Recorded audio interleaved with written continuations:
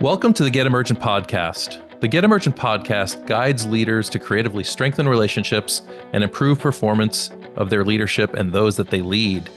We like to provide concepts and ideas that you can turn into pragmatic experiments to help you develop a higher potential in your work and your leadership. I'm Bill Berthel. And I'm Ralph Simone.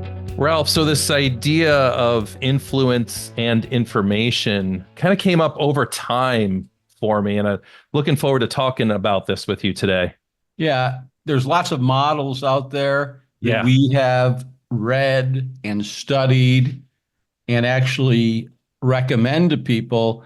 For instance, starting with why, which may be falling short for some people as far as their willingness to be influenced in some cases.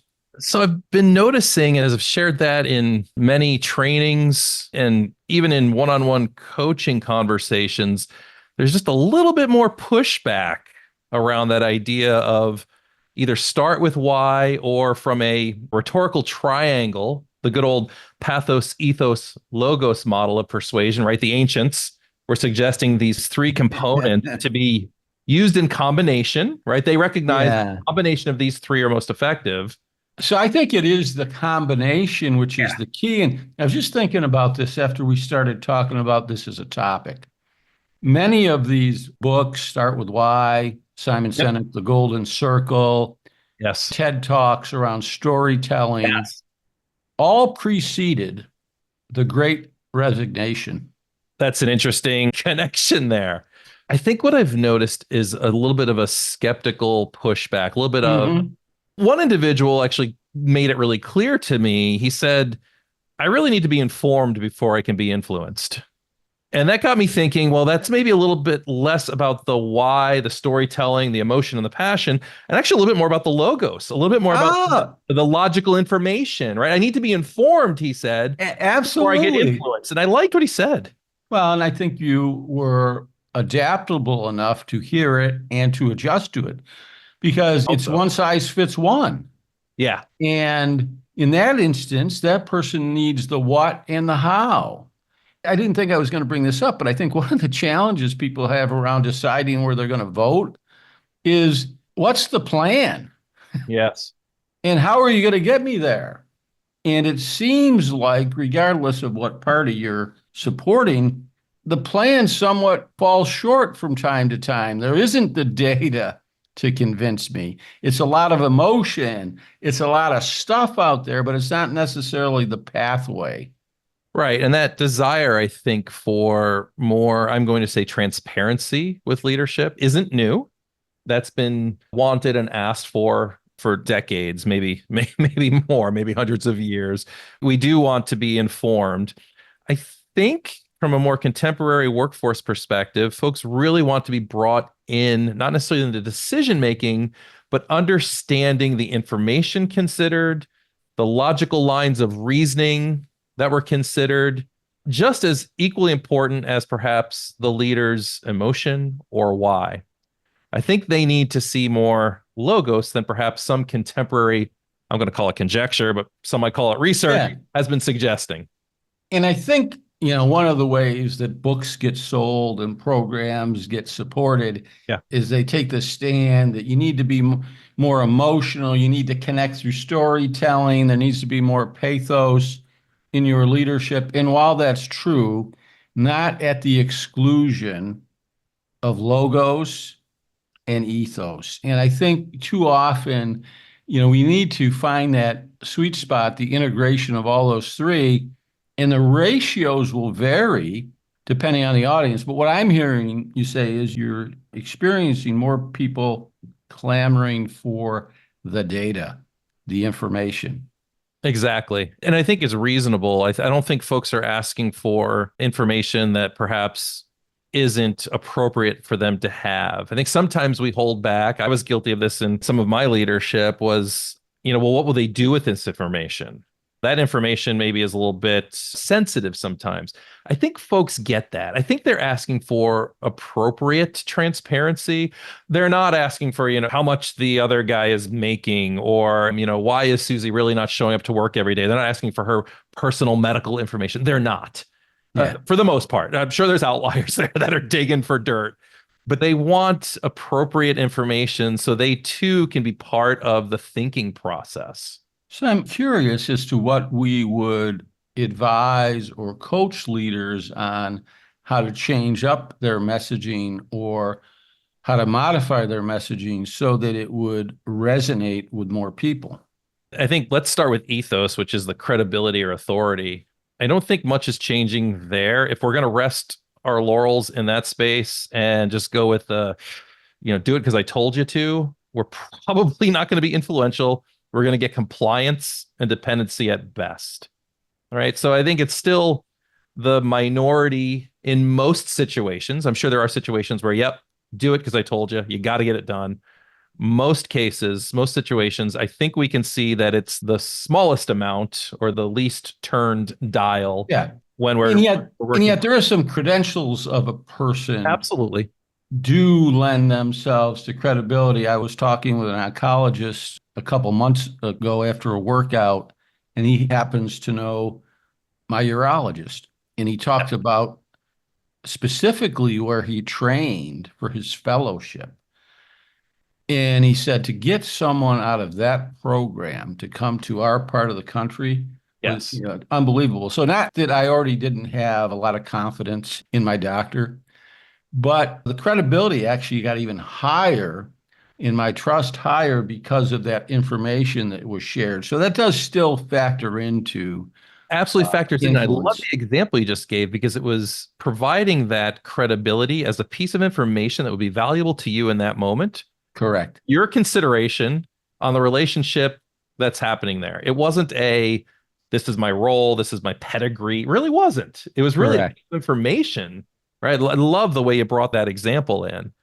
I think we've often talked about pathos, emotion, vivid storytelling, still important. Folks need to hear why we're attached to something, why we're asking for something different, a piece of change, some action, and why we're connected to it. I think what's shifting in this space is that you might be influencing me through that, but understand that my story might be slightly different. Mm-hmm. My emotion Mm-hmm. attached to the same context could be different and still work incredibly well. So I don't have to adapt my leader's emotion. I don't have to take on his or her why. I can actually attach my own to that same compelling story. So it's not cookie cutter. It's not Xerox copies of Ah, Athos. It's such like we can get it richer than that. yeah. And I think this is, part of tuning in to our culture, tuning into the person right in front of us. Yes. One size fits one. And we have to have the adaptability as human beings, as leaders, to be able to work in all three of these aspects, ethos, pathos, and logos, and not to overplay one, and to really tune in to what someone needs to be influenced.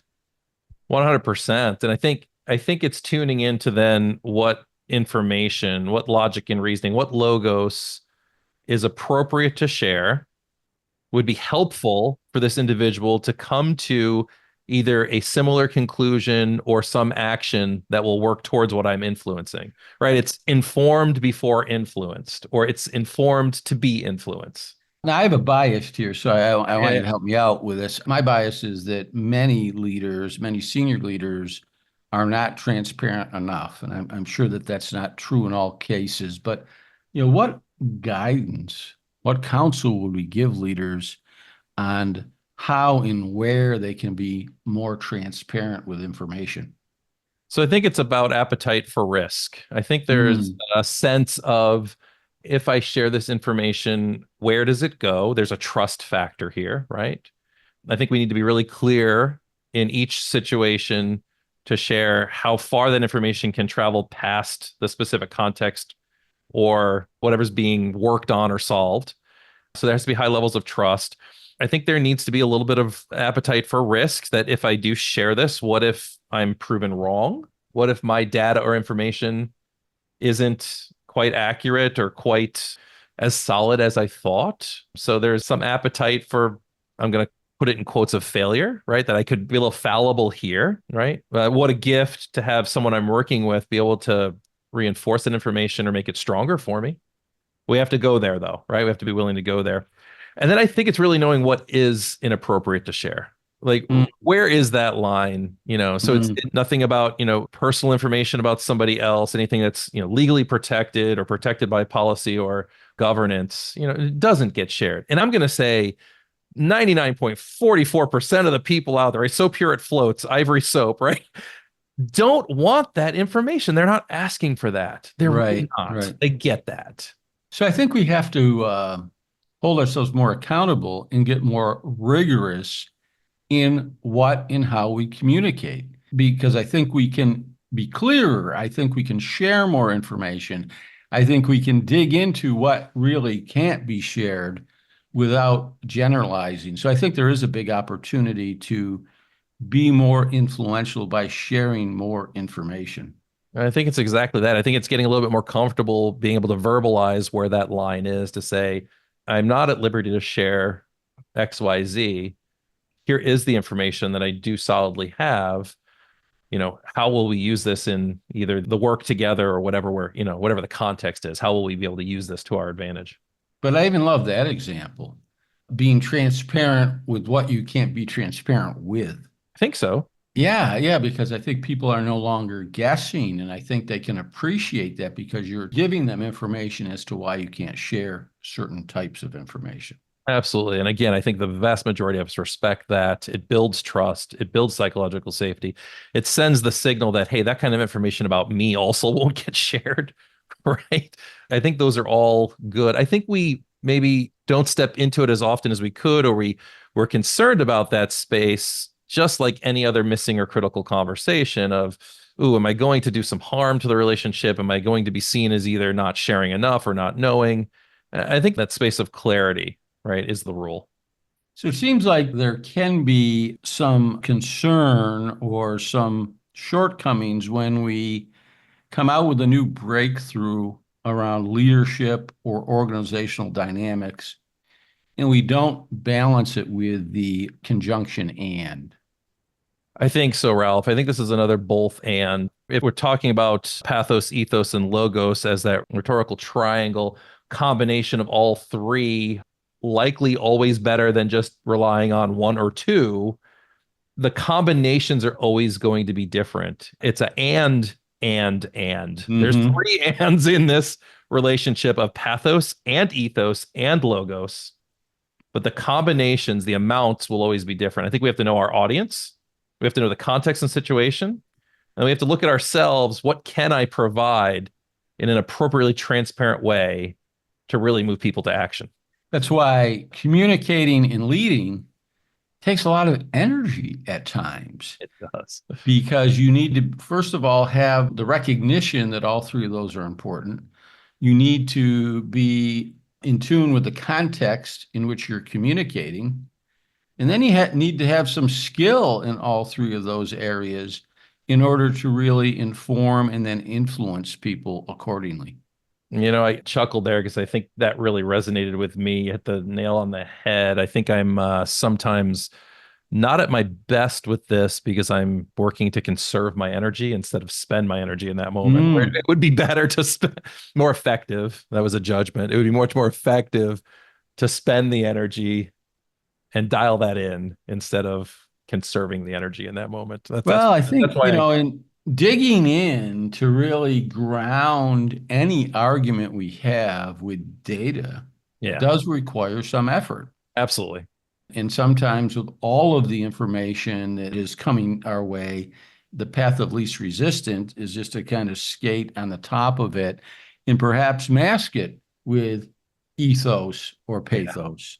And so we really need to consider all three as we continue to influence people towards different behaviors. Yeah, beautifully said. Hey, Ralph, thanks for the conversation. Thanks, Bill. Yeah, and thank you all for listening. We hope you enjoyed this episode and that you're looking forward to more. You can always listen to a new podcast 2 times every month right here at Get Emergent or wherever you listen to your podcasts. And if you pick something up, you're going to apply to your leadership in your work, let us know how it goes by reaching out to support@getemergent.com or directly to Ralph and I. Thanks for listening.